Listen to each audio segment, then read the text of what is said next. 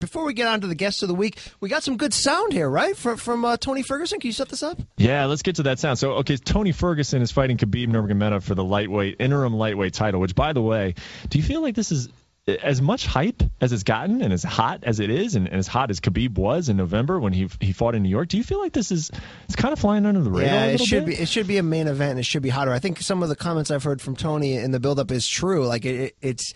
If you focus and push these guys out there and gave them that real main event push, I don't see how people would not be like, wow, these guys really hate each other. I mean, let's watch the crap out of this. Like, where am I going to be that night? Like, let's do this, right? No, I mean, this is right up there with TJ Dillashaw and Cody Garbrandt as far as the best fights on paper this year that I'm excited to see.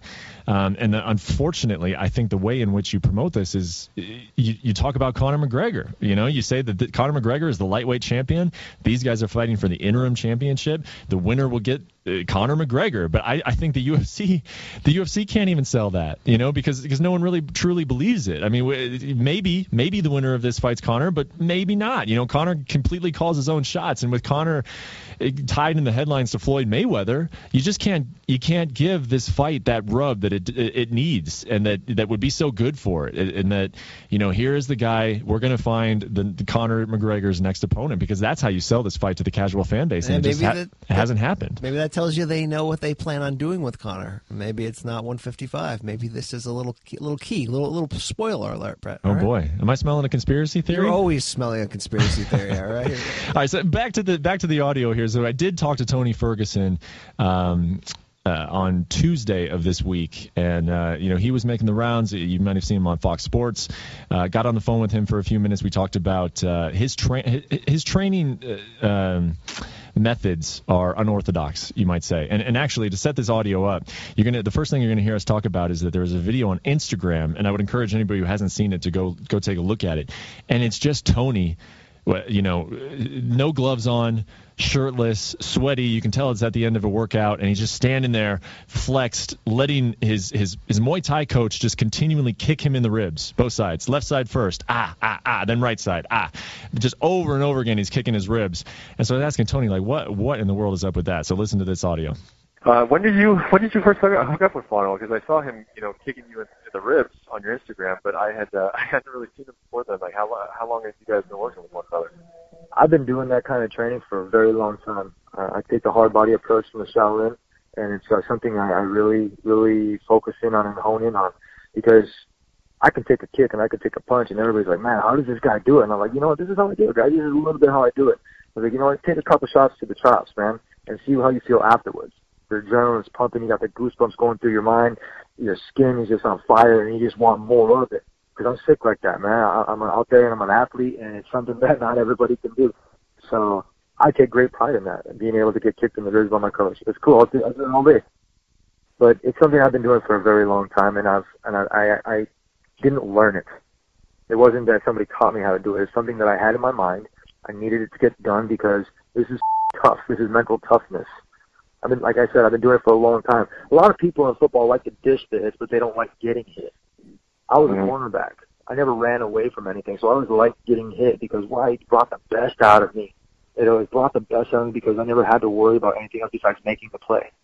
And when I get hit, it's no different than really, honestly, just doing what I have to do. I mean, when I get hit, I can see the punches or the kicks coming through, and I focus in, I can hone in. It's almost like seeing a fastball when you're batting. You can see every single seam as it rolls in, and you smack, and you hit that contact, and you don't have to worry about anything else because it all just makes sense. How much of it is like pain training? I mean, are you like putting yourself in pain to just be familiar with it, or is it totally separate from pain? No, it's completely different. It's a whole different mindset. It's body conditioning.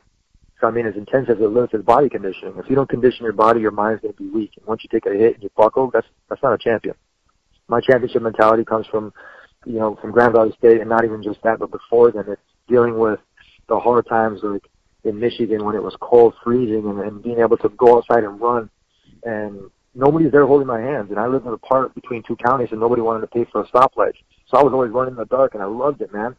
You know, I was running early in the morning or leading my team to victory by doing all the extra stuff, like doing sprints afterwards or hitting my 12x12 with my weight, which is like a weight set that I learned from Grand Valley. And what it does is it forces me to bring the best out of myself. So if I'm beating myself up, yeah, it's cool, but you got to recover. This is a full-time gig that I do. It's my career. So not only am I beating myself up, but I'm resting. I'm getting mentally focused. I'm asking myself, okay, so why did you do it? I'm like, I don't have to ask myself. I've been doing this for a long time. I'm a veteran in the sport, and what I'm doing is right because I keep winning, and I have a 9-fight win streak on my way to 10. This guy's going to have his hands full. He's got to be able to do all the work, and his conditioning's pretty I've seen it. A lot of power shots, and I get hit hard. So when I see him throw his hardest shot in the beginning of the round, and I just eat it, and I just keep moving forward, and he tries to take me down, and I stuff it, I know his energy level is going to go low. And he's going to have his hands full, buddy. And he's going to see a darts coming. He's going to be put to sleep. Everybody looks past me. They just think, oh, he's a whatever. I don't have to go into detail with it. When somebody brings up a certain name, it's cool, man. I gave Conor a pass, and I'm going to keep him up to my word because he's having his baby. I understand that. I told him, go spend some of that money that you earn. Go do your own thing. Because you know what? When you want to really come back and do the man sport, instead of quit trying to make that money, because money made McGregor soft. I say McNuggets, because he's made it that fake, that pink stuff from McDonald's that nobody wants. So as far as that's concerned, do I get pissed? Yeah, I get a little heated. But the real belt is between myself and Khabib. He's 24-0. Dude, I'm like, I forget how many wins I have. I don't even care anymore because they just keep racking up, man. It's just like my checks, my performance bonuses. They just keep racking up. And I don't give two man. I'm going to go out there and do what I have to do. I'm going to perform to the best that I can because I prepared day in, day out, 3 sessions a day, sometimes 4, barely crawling into bed, taking my ice bath, doing what I have to do to get my together and be able to do it again the next day. And then once I see Khabib, he sees that focus, he's going to be like, oh, coach, can you jump in here with me? And then Javi, I'm going to look at Javi, I'm going to dog his ass too. And everybody that's in his corner, that's the same thing I did with RDA. I dogged him out and I dogged his corners out. And they wanted nothing to do with me. As everybody talks about this fight leading up to it, I think a lot of analysts, and experts are going to say Khabib's going to try and get this fight to the ground, and if he's able to get the fight to the ground, then he'll win, and if he's not, then Tony will win. I mean, what's wrong with that analysis of the fight? If he gets to the ground, he's going to have a whole handful because my rubber guard game is increased, my flexibility is there, and I work with Tim Planet Jiu-Jitsu and Coach Eddie Bravo on a regular. And when we were in Big Bear, I was working with Tim a couple days out of the week, man. So my focus is not just on the ground. I can beat this guy in all assets. But I want to punish him in the stomach. I want to hit him so hard he has to take a knee and look at his coach to come and rescue him. That's my purpose. I love my boxing game. And I would gladly go toe-to-toe with this dude. And he doesn't want any part of it. When I stuff his shot like I did to RDA or when Josh Thompson tried to take me down and I flip out of it or Granby out, he's going to be so stuck because I control chaos. And he doesn't know how to do that. He panics. I've seen him panic. He lost the T-ball fight and he cried afterward. Actually, he won the T-ball fight. But that dude cried because he knew he lost. I've seen his ass cry in Sambo, too. This dude's always had handed to him. And you know what? He's not going to get this handed to him. He's going to get my fist handed to him. That's what he's going to do. Yeah, wow. Yeah, right?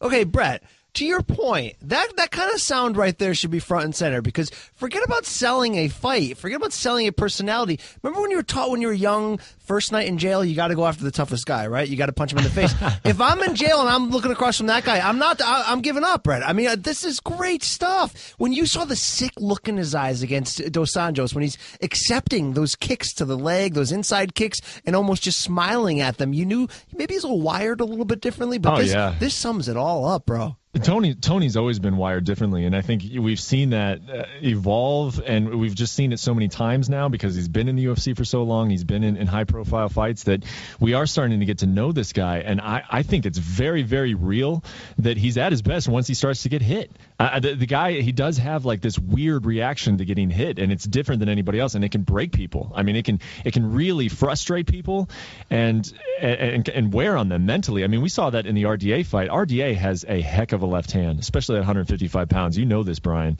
And he caught Tony with it a lot. I rewatched that fight the other day, and he dropped that left hand on Tony's chin several times early in the fight. And Tony just continues to come forward like it never happened. And when you got a guy like that, I really do think that is one of his best attributes is just his ability to walk through fire and to put pressure on guys. 2 things that he mentioned that I wanted to ask you about are A, how much do you believe in that? Do you believe in the training? Do you think that he training in that way gives him some type of advantage in the fight? And then 2, he said Conor's soft. He said all the money that Conor has made him soft. Do you think there's any little piece of truth to that?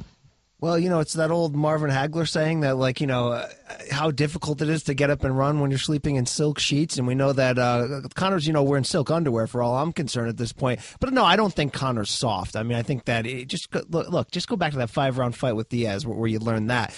But is there something to this training? I think if you're as crazy as Tony Ferguson, then yes, because it's so mental, this game, Brett, right? Like, it's so mental. Like, you can be as skilled as you want, but if you don't have that piece, that extra category that you can't define, if this helps a guy like Tony Ferguson build up that pain tolerance and build up that immovable force inside of him, then I think it is effective. But no, I am I a protector of the pretty boy still? I still don't think Conor's soft at all. No, I don't either. And as far as Tony's training goes, I think it works for him. I don't think it's going to work for a whole lot of people out there.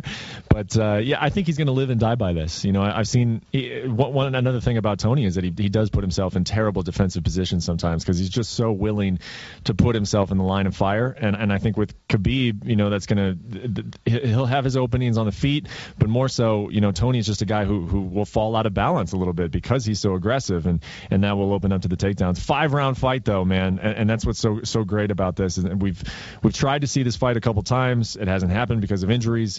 The fact that it's a 5-round fight for an interim title, I think that the stars aligned and this was meant to happen, all those injuries, because it's under perfect circumstances now to see this fight.